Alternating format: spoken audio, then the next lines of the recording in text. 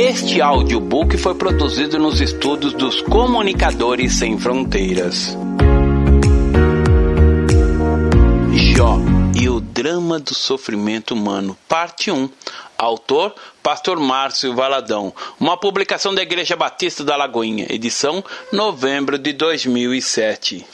Palavra do autor. A leitura da Bíblia é indispensável nesses dias conturbados e confusos.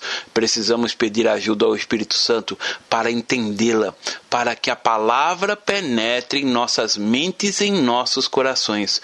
O livro de Jó nos mostra de uma forma tremenda o sofrimento e a angústia de um homem, sofrimentos que muitos podem vivenciar. Há muitas coisas narradas, conceitos que Jó falou, que não eram vindos do coração de Deus. É preciso que você tenha essa compreensão. Houve um momento na vida de Jó que Deus lhe dá a revelação e ele reconhece ter muitas coisas que não devia, pois eram as coisas maravilhosas demais para ele. E é sobre essas coisas maravilhosas que quero falar para você.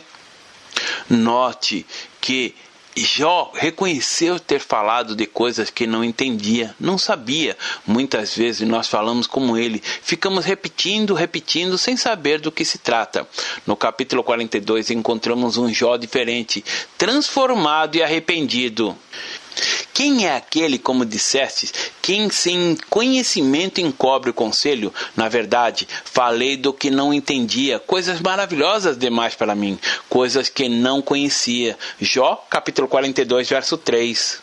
Nos versos 5 e 6 do capítulo 42, ele diz assim: Eu te conhecia só de ouvir, mas agora os meus olhos te veem. Por isso, me abomino e me arrependo no pó e na cinza. Amado ouvinte, que o Espírito Santo de Deus lhe conceda a compreensão desta mensagem, que foi dividida em 2 volumes, e que ao final você possa ver o ponto de vista de Deus, o sofrimento humano. Boa audição. A virtude e a riqueza de Jó. Havia um homem na terra de Uz, cujo nome era Jó, homem íntegro e reto, temente a Deus, e que se desviava do mal. Nasceram-lhe 7 filhos e 3 filhas, possuía 7.000 ovelhas, 3.000 camelos, 500 juntas de boi e 500 jumentas. Eram também muito numeroso o pessoal ao seu serviço, de maneira que este homem era o maior de todos do Oriente. Seus filhos iam às casas um dos outros e faziam banquetes, cada um por sua vez, e mandavam convidar as suas 3 irmãs a comerem e beberem com eles. Decorrido o turno de dias de seus banquetes, chamava Jó a seus filhos e os santificava. Levantava-se madrugada e oferecia holocausto segundo o número de todos eles, pois dizia: talvez tenha pecado os meus filhos e blasfemado contra Deus em seu coração. Assim o fazia Jó continuamente. Num dia em que os filhos de Deus vieram apresentar-se perante o Senhor, veio também Satanás entre eles. Então perguntou o Senhor a Satanás: de onde vens? Satanás respondeu ao Senhor e disse: de rodear a terra e passear por ela. Perguntou ainda o Senhor a Satanás: observaste o meu servo Jó? Porque ninguém há na terra semelhante a ele, homem íntegro e reto, temente a Deus, e que se desvia do mal. Então respondeu Satanás ao Senhor: porventura, Jó debalde teme a Deus? Acaso não o cercastes com sebe, a ele, a sua casa e tudo quanto tem? A obra de suas mãos abençoastes, e os seus bens se multiplicaram na terra. Estende, porém, a mão e toca-lhe em tudo que tem, e verás se não blasfema contra ti na tua face. Disse o Senhor a Satanás: eis que tudo quanto ele tem está em teu poder, somente contra ele não estendas a mão. E Satanás saiu da presença do Senhor. Jó, capítulo 1, verso 1 a 12. As aflições e paciência de Jó. Sucedeu um dia em que os filhos e filhas comiam e bebiam vinho na casa do irmão primogênito, que veio um mensageiro a Jó e lhe disse: os bois lavraram e as jumentas passeavam junto a eles. De repente deram sobre eles os sabeus e os levaram e mataram seus servos a fio de espada. Só eu escapei para trazer-te a nova. Falava este ainda, quando veio outro e disse: fogo de Deus caiu do céu e queimou as ovelhas e os servos e os consumiu. Só eu escapei para trazer-te a nova. Falava este ainda, quando veio outro e disse: dividiram-se caldeus em 3 bandos, deram sobre os camelos, os levaram e mataram os servos a fio de espada. Só eu escapei, para trazer-te a nova. Também este falava ainda, quando veio outro e disse: estando teus filhos e tuas filhas comendo e bebendo vinho em casa do irmão primogênito, eis que se levantou grande vento do lado do deserto, e deu nos 4 cantos da casa, o qual caiu sobre eles. Morreram, só eu escapei, para trazer-te a nova. Então Jó se levantou, rasgou seu manto, rapou a cabeça e lançou-se em terra, e adorou e disse: nu saio do ventre da minha mãe, e nu voltarei. O Senhor o deu, e o Senhor tomou. Bendito seja o Senhor. E tudo isso Jó não pecou, nem atribuiu a Deus falta alguma.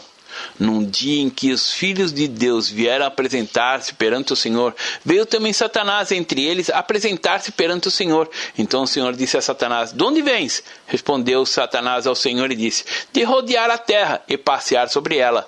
Perguntou o Senhor a Satanás: observastes meu servo Jó? Porque ninguém há terra semelhante a ele, homem íntegro e reto, temente a Deus e que se desvia do mal. Ele conserva a sua integridade, embora me incitastes contra ele, para o consumir sem causa. Então Satanás respondeu ao Senhor: pele por pele, e tudo quanto o homem tem dará por sua vida. Estende, porém, a mão, toca-lhe os ossos e a carne, e verás se não blasfema contra ti na tua face. Disse o Senhor a Satanás: eis que ele está em teu poder, mas poupa-lhe a vida. Então saiu Satanás da presença do Senhor e feriu a Jó com tumores malignos, desde a planta dos pés ao alto da cabeça. Jó, sentado em cinzas, tomou um caco para lhe raspar-lhes. Então sua mulher disse: ainda conservas a tua integridade? Amaldiçoa a Deus e morre. Mas ele lhe respondeu: falas como qualquer doida. Temos recebido o bem de Deus e não receberíamos também o mal? Em tudo isso não pecou Jó com seus lábios. Jó, capítulo 1 e capítulo 2, verso 1 a 10. Identifica-nos com Jó. Quando viveram ou ainda vivem como Jó? Já falou muitas coisas, como vimos, que não estavam no coração de Deus, e muitas vezes tomamos essas coisas e afirmamos nossa vida sobre elas. Uma delas é esta: Deus deu, Deus tomou. Outro é assim: receberei a Deus somente o bem? Será que não vou receber o mal de Deus? E muitas vezes a pessoa sofrendo, vivendo mal e dizendo: ah, aleluia, Deus me deu o mal, este meu sofrimento foi Deus que me deu. Queremos ver que a palavra de Deus diz a respeito disso. Jó curtiu durante aproximadamente 9 meses uma enfermidade tremenda. Seu corpo ficou coberto de chagas. Durante 9 meses ele padeceu, sofreu, resmungou, viveu sob o ataque constante de Satanás. Para entendermos bem esta mensagem, primeiro precisamos conhecer Jó. Quem foi Jó? Interessante que a Bíblia não nos esconde nada sobre seus personagens. Mostra-nos sua virtude, mas mostra também a sua fraqueza.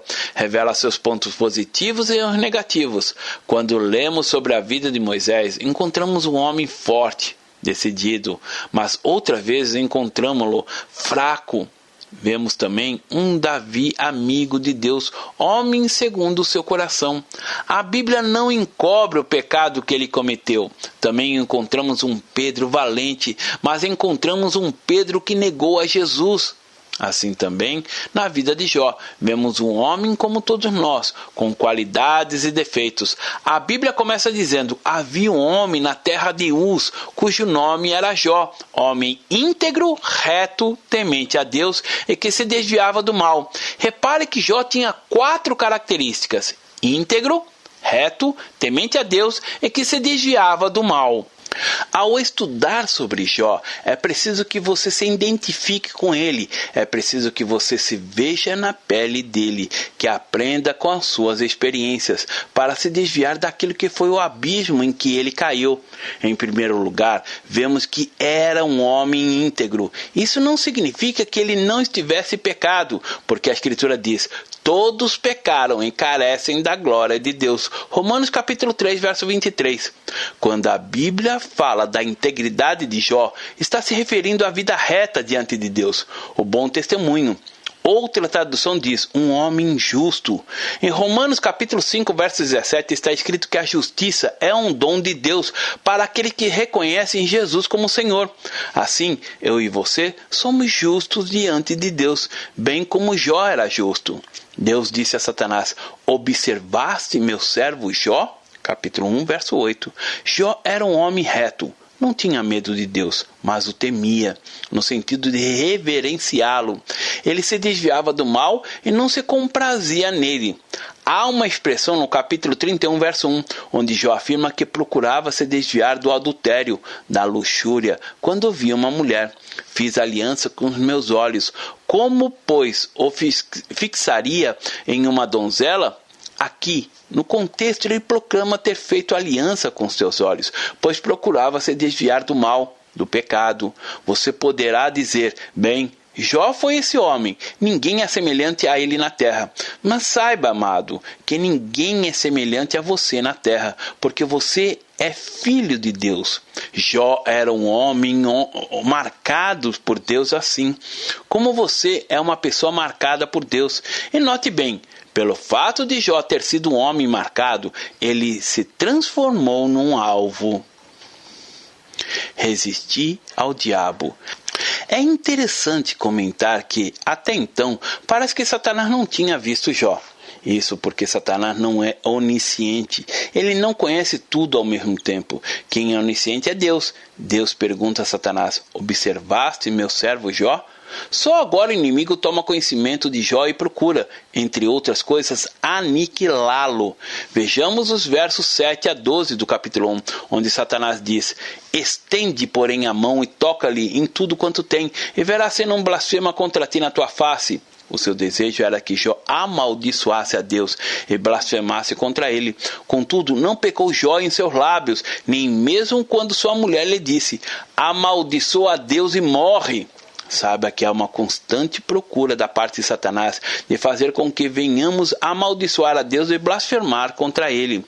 Vemos Jó sendo atingido. Primeiro foram seus bens. Era um homem rico, perdeu tudo. Depois a sua família, perdeu os filhos. E por último, a saúde, cobriu-se de tumores malignos. Creio que todos temos uma preocupação constante com essas três áreas da vida: a família, a saúde e os bens, não é verdade? Ao estudarmos o livro de Jó, percebemos não apenas estas preocupações, mas também o pessimismo, a desesperança.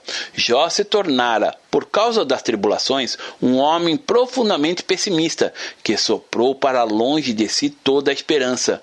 Vamos observar o capítulo 7, como ele permitiu que Satanás fizesse tudo aquilo com ele. Estou lançando todos esses fundamentos para você compreender que não foi Deus quem provou Jó. Satanás é que o provou. O mal não vem de Deus, mas de Satanás. Entenda isso. O mal não vem de Deus, mas de Satanás. Porém, para que nos sobrevenha o mal, tem que haver o nosso consentimento. E vamos ver que Jó abriu as portas para que Satanás viesse e o destruísse quase que completamente. Agora, vamos ver como Jó vivia, como abrir as portas para o inimigo entrar e como se tornou um homem sem esperanças. No capítulo 7, dos versos 5 a 11, diz: a minha carne está vestida de vermes e de crostas terrosas, a minha pele se encrosta e de novo supura. Os meus dias são mais velozes do que a lançadeira do tecelão, e se findam sem esperança. Lembra-te de que a minha vida é um sopro, os meus olhos não tornarão a ver o bem. Os olhos do que agora me veem não me verão mais, os teus olhos me procurarão, mas já não serei. Tal como a nuvem que se desfaz e passa, aquele que desce a sepultura jamais tornará a subir. Nunca mais tornará a sua casa, nem o lugar onde habita conhecerá jamais. Por isso, não reprimirei a minha boca, falarei da angústia do meu espírito, queixar-me-ei na amargura da minha alma. Talvez você conheça alguém que esteja como Jó, sobre os ataques de Satanás. Só quer falar da sua doença, da enfermidade, da amargura que sai do seu coração, do marido que foi embora, dos filhos desobedientes. Vive curtindo a dor. Isso acontece porque, à medida que vamos alimentando Satanás, ele vai nos dominando cada vez mais. Se não dermos comida para ele, se não alimentarmos os demônios, eles vão procurar alimento em outro lugar. Quando no jardim do Éden o Senhor amaldiçoou a serpente, disse que ela se alimentaria do pó da terra. E o homem foi feito de quê? Do pó. Logo, o que alimenta os demônios de Satanás é a carne, os seus prazeres pecaminosos. E Jó começou a alimentar-se da sua carne de desesperanças pela vida. Ocasionalmente, uma luz brotava no horizonte, mas era uma luz muito fraquinha. No capítulo 19, versos 25 a 27, Jó diz assim: porque eu sei que o meu Redentor vive, e por fim se levantará sobre a terra. Depois, revestido este meu corpo da minha pele, em minha carne verei a Deus, vê-lo-ei por mim mesmo, e meus olhos o verão, e não os outros. De saudades me desfalece o coração dentro de mim. Mas essa não era a tônica da vida de Jó. Ele não manteve as suas esperanças todo o tempo. Ao contrário, havia momentos em que declarava a existência do seu Redentor, proclamava essa verdade. Mas quando lemos a sua história, vemos que ele não era sempre assim, um homem cheio de esperança. Isso era só um deslumbramento. Vamos trazer isso para a nossa vida. Muitas vezes você vai ao culto, louva, ora, dá glórias, aleluias e sai forte, valente, pisando em reis. Mas na segunda-feira o rei começa a pisar em você. Não, querido, não e não.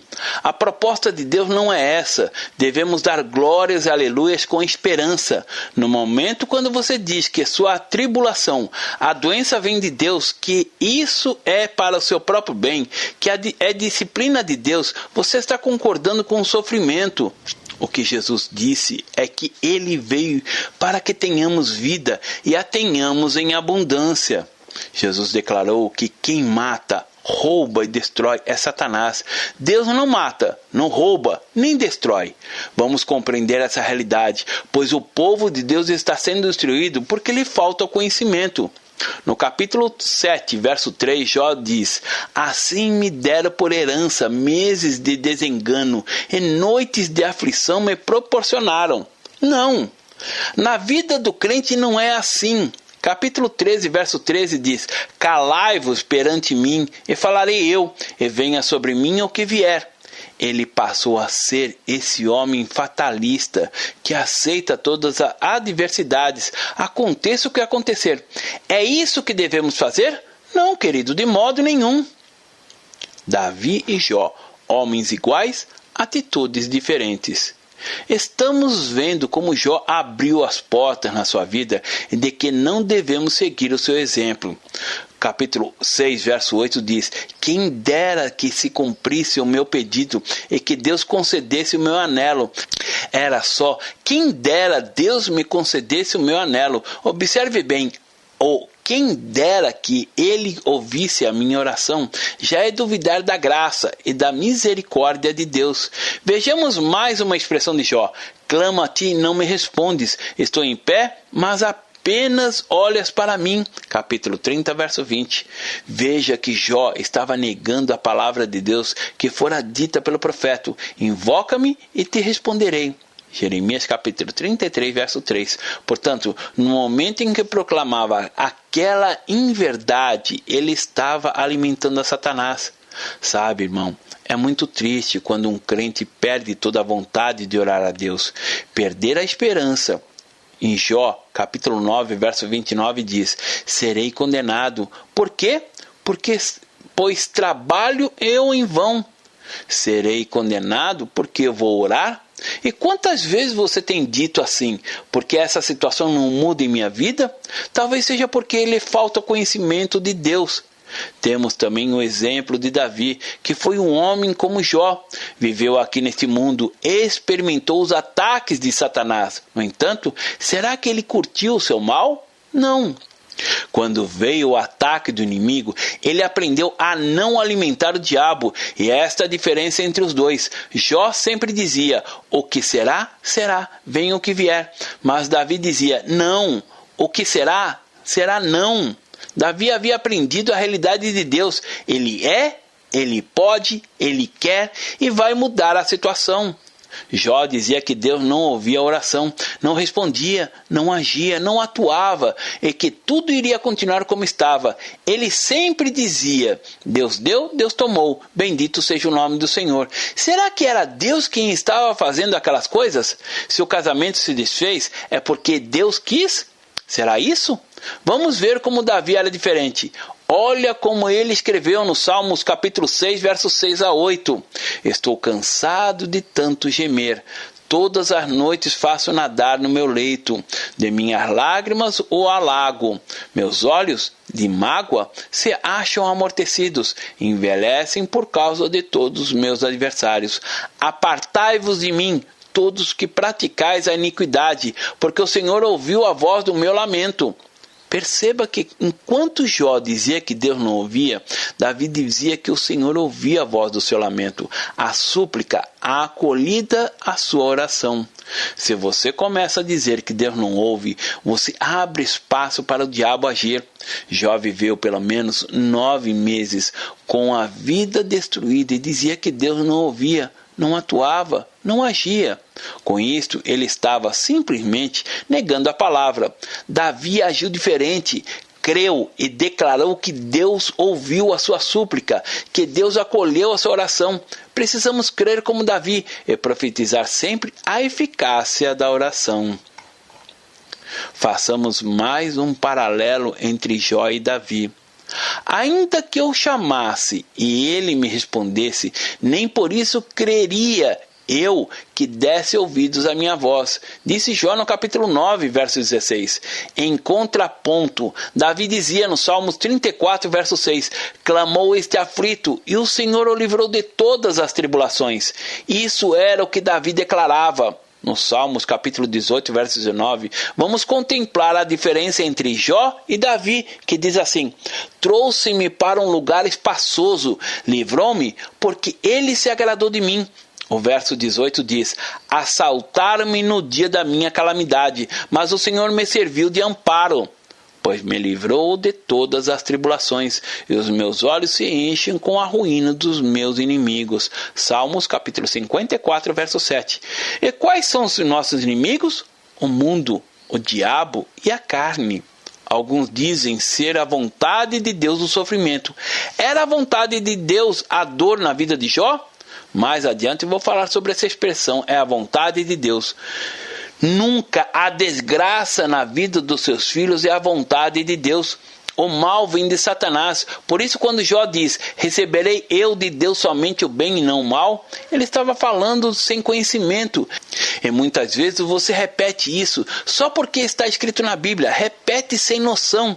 Às vezes alguém está aí doente, endemoniado, desgraçado, falido, destruído e diz que esses males provêm de Deus, que por isso precisa suportá-los. Não, querido, pelo contrário, Jesus disse, eu vim para que tenham vida e a tenham em abundância. João capítulo 10, verso 10.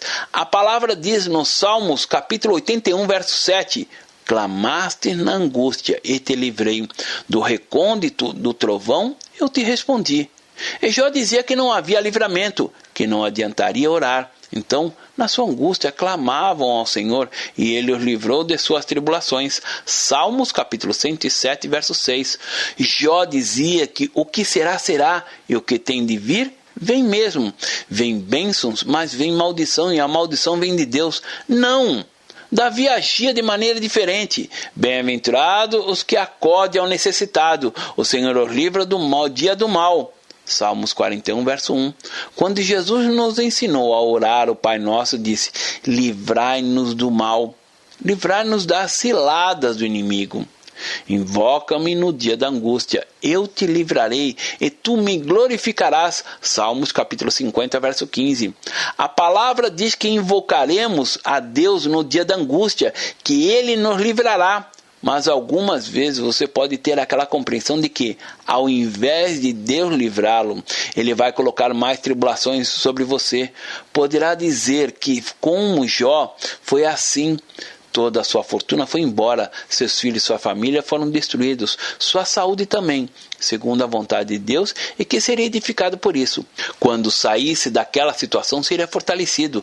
Poderá pensar ainda que Deus tira as arestas da sua vida pelo sofrimento. Não, amado, isso é doutrina diabólica. O sofrimento não purifica ninguém. O que nos purifica é o sangue de Jesus, o sangue da aliança derramado por nós na cruz do Calvário.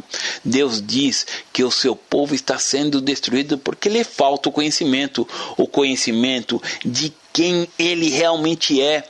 Deus é amor, paz, alegria, benignidade, esperança, vida. A segurança vem de Deus, mas isso não era o que Jó expressava. Ele expressava exatamente o inverso da libertação, dizendo que não era vontade de Deus libertá-lo, e sim colocar mais fardo sobre seus ombros.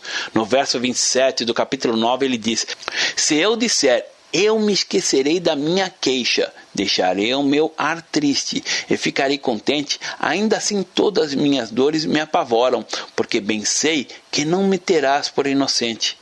Cantamos sempre um corinho que diz: alegrem-se no Senhor, regozijem-se no Senhor, soltem-se no Senhor. Mas você pode desprezar essa bênção e teimando em curtir sua queixume. No capítulo 16, verso 11, lemos: Deus me entrega ao ímpio e nas mãos do perverso me faz cair.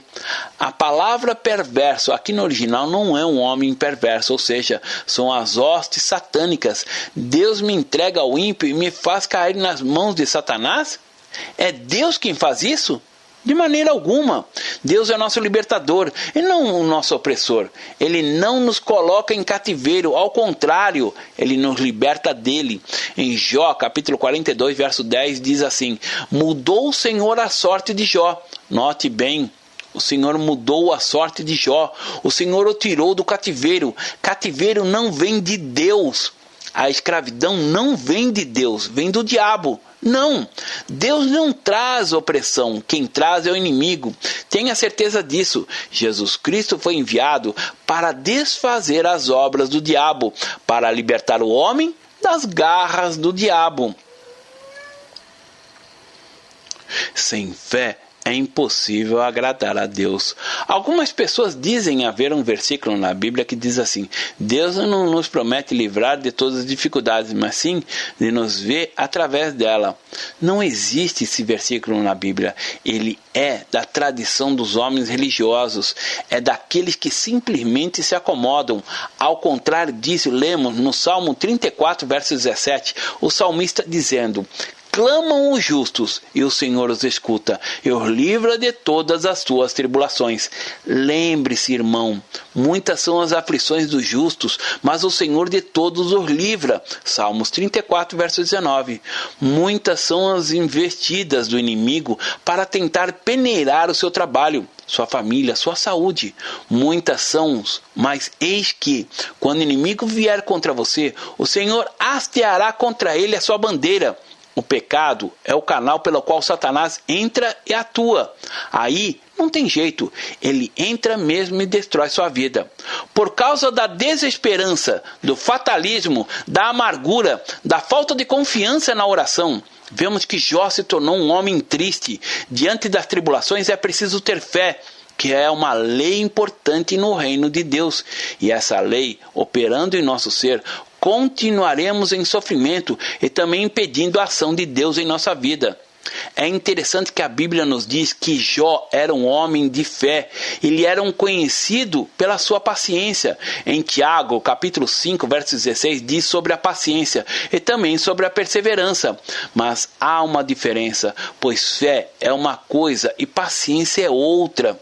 Fé e confiança também não são sinônimos. Confiança é algo passivo. Fé, ao contrário, é algo ativo. Já vimos que Jó era um homem que perdera as esperanças.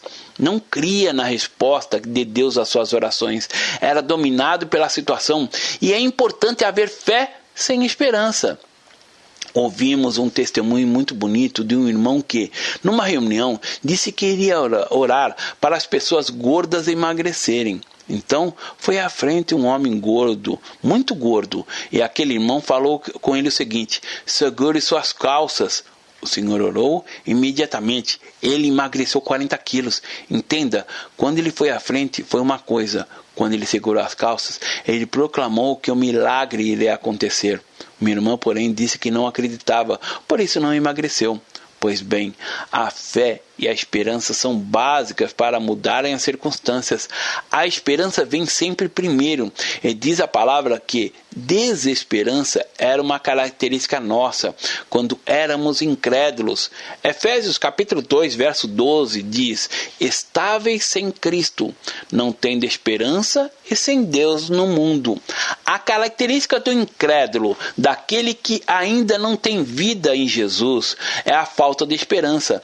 Só tem esperança aquele que recebeu Jesus em seu coração como Senhor e Salvador, pois o próprio Cristo é a esperança. Jó agrediu a Deus com suas palavras. Leiamos o que ele diz: como as águas gastam as pedras e as cheias arrebatam o pó da terra, assim destróis a esperança do homem. Tu prevaleces para sempre contra ela, e ele passa, muda-se-lhes o semblante e se despede para o além. Capítulo 14, versos 19 e 20. No capítulo 19, Jó está atribuindo toda a sua desgraça a Deus. Ele não está atribuindo isso ao diabo, mas a Deus. Jó estava sendo atribuído por falta de conhecimento.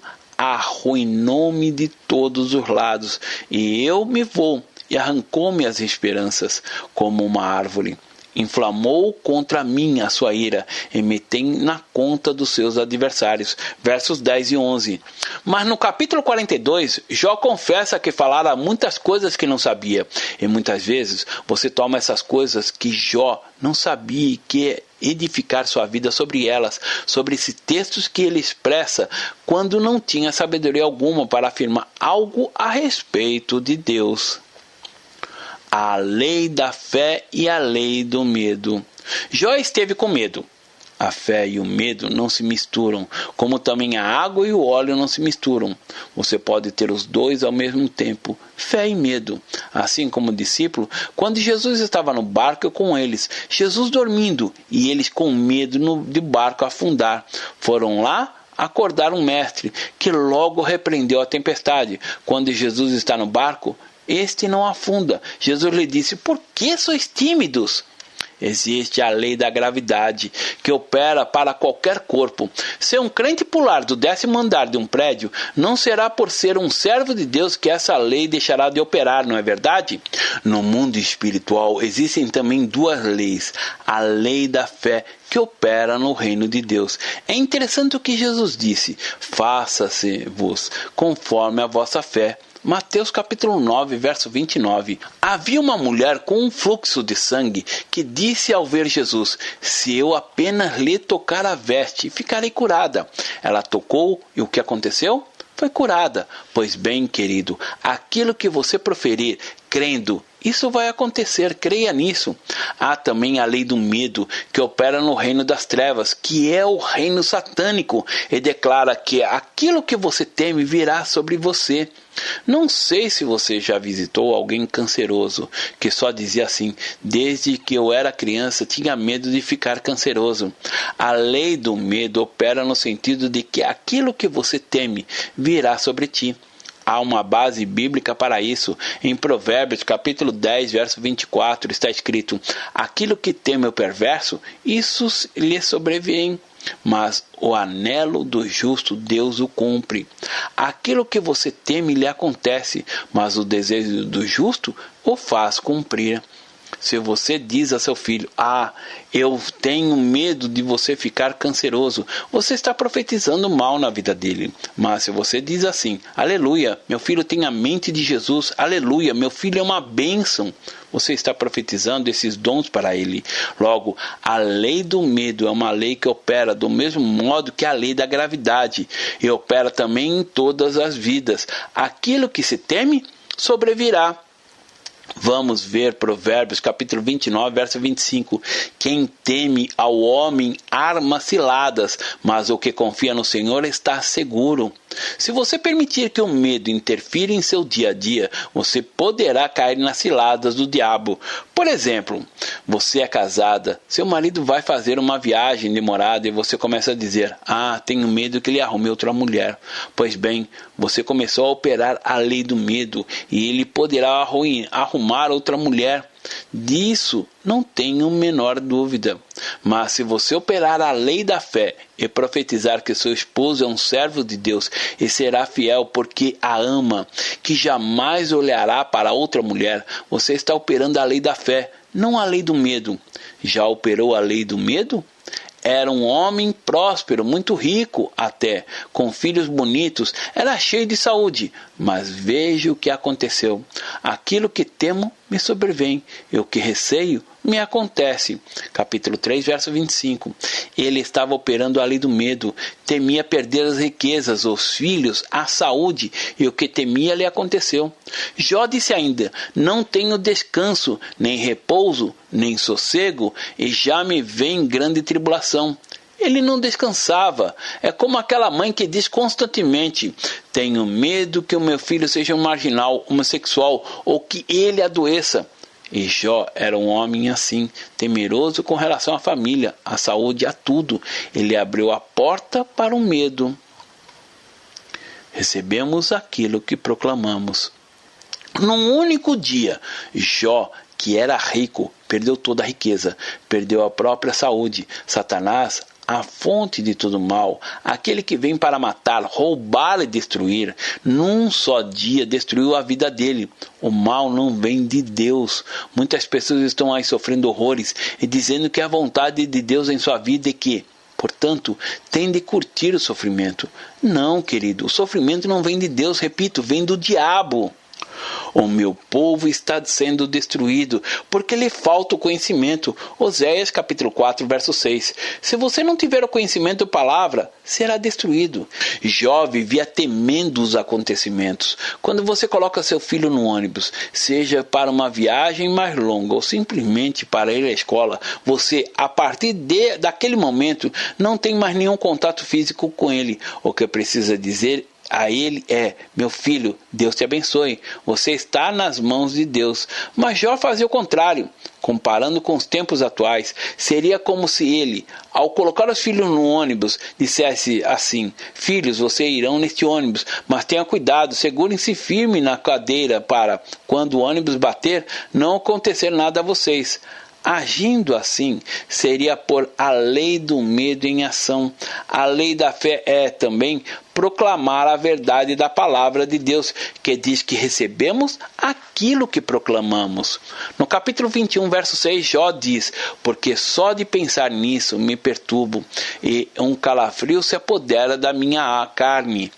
Veja, meu irmão, o medo controlava, movia sua vida. O medo é uma coisa terrível. Jesus disse que, nos últimos dias, nos dias em que estamos vivendo, haverá homens que desmaiarão de terror, de medo. Lucas capítulo 21, verso 26. É com frequência que a palavra medo aparece no vocabulário das pessoas. Quantas e quantas vezes também está operando por medo e dizendo assim: como eu tenho medo de que meu lar se acabe. Tenho medo de que meu marido me traia. Morro de medo de não me casar. Quero chamar-lhe a atenção para um fato. Muitas pessoas não se casam porque estão colocando uma superstição nesta área da sua vida.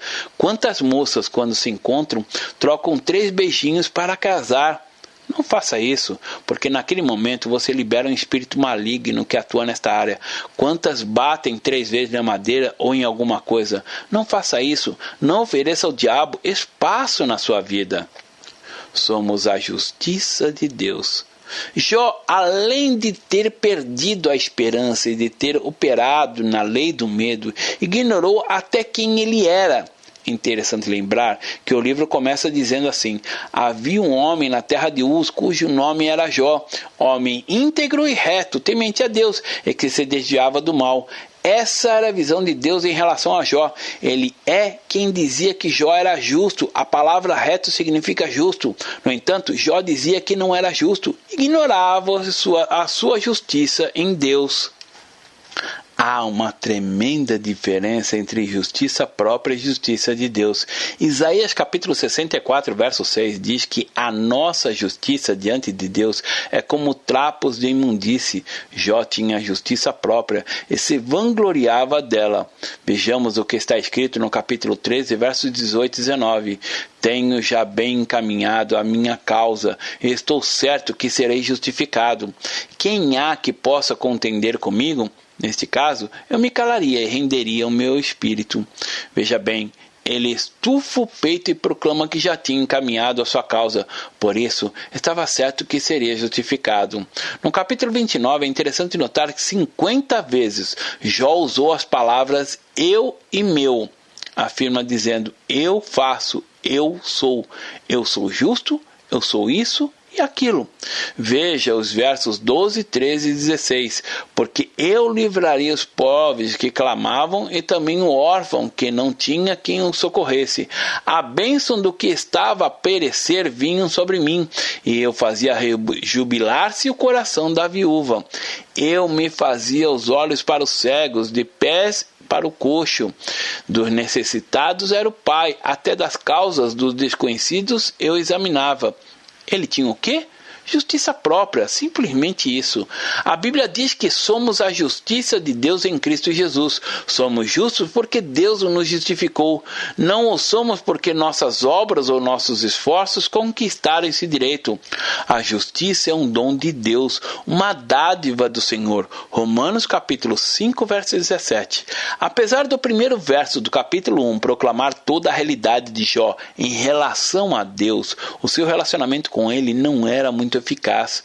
Existem muitos crentes que, mesmo a Escritura dizendo que somos a justiça de Deus em Cristo Jesus, vivem como Jó, não se vendo como Deus os vê. Entenda bem, Jó não se via pela perspectiva de Deus, e muitas vezes você se encontra nesta mesma situação. Sabe por quê? Porque você também não se vê como Deus o vê. E qual era a visão de Deus sobre Jó? A Bíblia diz que Jó era justo, mas ele não queria ver como tal. Veja como ele dizia. Então respondeu Jó e disse, na verdade, sei que assim é, porque como pode o homem ser justo para com Deus? Capítulo 9, verso 2. Repare que Deus dizia que ele era justo, mas ele, por sua vez, não aceitava esse fato. O verso 15 do mesmo capítulo diz, a ele, ainda que eu fosse justo, não lhe responderia, antes ao meu juiz pediria misericórdia. Quantas vezes você já orou, Deus, estou sofrendo toda essa provação na minha vida, o Senhor não vai me responder? Não faça isso. A sua identidade de filho de Deus lhe outorga autoridade. O que lhe dá autoridade é sua identidade, não seu esforço. A sua identidade de filho lhe traz autoridade. Sou justo porque você já se transformou na justiça de Deus. Aleluia. Mas vejamos o que Jó continua dizendo. Ainda que eu chamasse e ele me respondesse, nem por isso quereria eu que desse ouvidos à minha voz. Capítulo 9, verso 16. Deus estava dizendo que ele era justo, mas ele teimava em dizer que seria visto pelo seu esforço. Está escrito na palavra algo muito interessante a respeito de Jó. Ele não acreditava que fosse justo. Ainda que eu seja justo, a minha boca me condenará. Embora seja eu íntegro, ele me terá por culpado. Eu sou íntegro, não levo em conta a minha alma, não faço caso da minha vida. Capítulo 9, versos 20 e 21. É como se Deus estivesse dizendo, você é justo, Jó. Mas ele teimasse, não posso aceitar isso, não posso. A palavra diz em Tiago, capítulo 5, verso 16, muito pode, por sua eficácia, a súplica do justo Muito pode, nos seus efeitos, a súplica do justo. É o que diz a palavra. O justo é aquele que foi justificado, não pelo seu esforço, mas por Deus, pelo sacrifício santo de Jesus no Calvário. Somos justiça de Deus em Cristo Jesus. Intrepidez para orar. Muito pode por sua eficácia a súplica do justo. Qual a eficácia? A de curar, de libertar, de abençoar a vida. Mas aí você diz: Senhor, eu sou tão pequenino, não sou nada, sou um verme, um lixo diante de ti. Mas Jesus, eu te peço, abençoe fulano. Aquele que se levanta diante de Deus, que pode entrar com ousadia no Santo dos Santos, pode orar com intrepidez junto ao trono da graça. Amém? Hebreus capítulo 4, verso 16 diz assim: Acheguemo-nos, portanto, confiantemente junto ao trono da graça, a fim de recebermos misericórdia e acharmos graças para socorro em ocasião oportuna. Vejamos também o capítulo 10, verso 19. Tendo, pois, irmãos, intrepidez para entrar no Santo dos Santos, pelo sangue de Jesus. Aleluia! E quando você orar com intrepidez, chegará diante de Deus e a sua oração será aceita por Ele. Não se esqueça de que você é a justiça de Deus em Cristo Jesus. Agora, querido, quando você for orar, não faça como Jó: eu sou isso, eu sou aquilo outro. Mas vá com intrepidez, pois você foi justificado pelo sangue de Jesus. Há uma canção que diz: o véu que separa já não separa mais. É isso, irmão. O sangue de Jesus nos deu livre acesso ao trono da graça, aonde levamos nossa consagração, nosso louvor e nossas petições. Tudo porque Jesus nos justificou. Não alcançarmos este merecimento por nossas obras. Isso não vem de vós, é dom de Deus, não de obras, para que ninguém se glorie. Efésios capítulo 2, verso 8 e 9.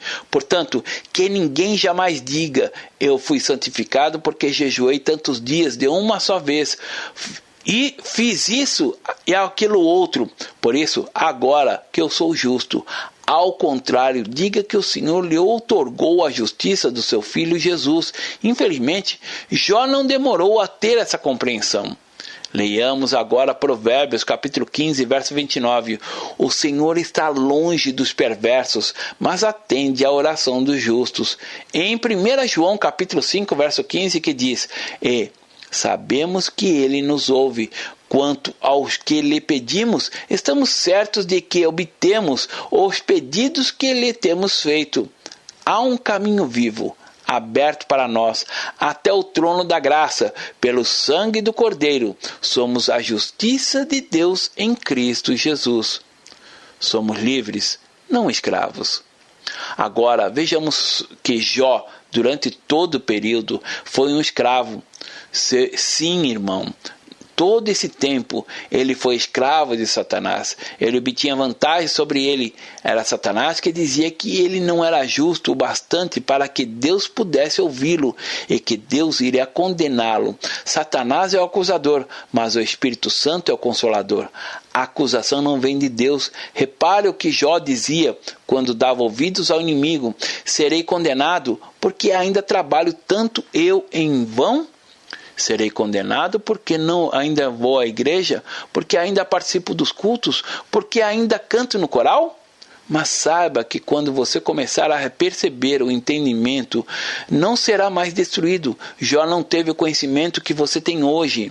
No capítulo 42, vemos que o Senhor tirou Jó do cativeiro. Cativeiro não é bênção, é escravidão, maldição. Jesus veio colocar alguém em cativeiro? Não. Ele veio para nos libertar. Quem coloca as pessoas em prisão é o inimigo, o ladrão, aquele que veio para matar, roubar e destruir. Mas Jesus veio para nos dar vida em abundância. A Ele louvor e glória. Muitas pessoas sem conhecimento dizem assim: é a vontade de Deus que eu passe por esse ou aquele problema. Sabe, irmão?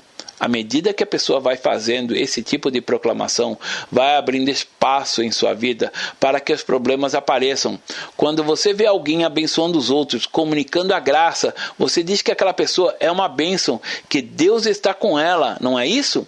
Mas se você vê alguém todo miserável, carrancudo, mal-humorado, cheio de amargura no coração, problemas, uma vida terrível, você pode dizer que aquela pessoa tem sido abençoada por Deus? Claro que não. A bênção de Deus é aquela que somente enriquece e nunca acrescenta dores. Provérbios capítulo 10, verso 22. Precisamos ter a compreensão de que os 9 meses na vida de Jó foram um período de escravidão. Assim me deram por esperança meses de desengano, noites de aflição me proporcionaram. Capítulo 7, verso 3.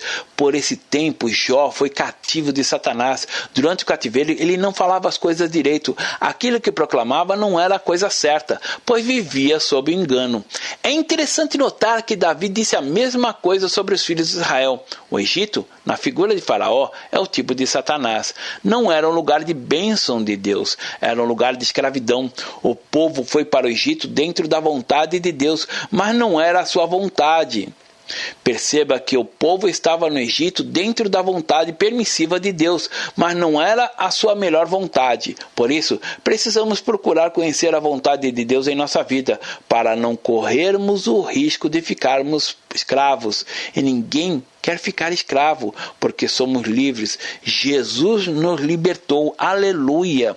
Jesus veio nos dar plenitude de vida, mas aquele que não quer essa vida abundante leva a sua vidinha, sempre à vontade permissiva de Deus, o que não é o melhor dele. O melhor de Deus é uma vida com sentido, com propósito. Você não precisa ser livre das garras de Satanás, é só Jesus pode libertá-lo. O livro de Jó não tem como objetivo apenas contar a história do sofrimento de um homem. Esse livro proclama, acima de tudo, a história da redenção, da libertação de Jó. Jesus foi aquele que veio exatamente para libertar e falou sobre isso em Lucas capítulo 4, verso 18.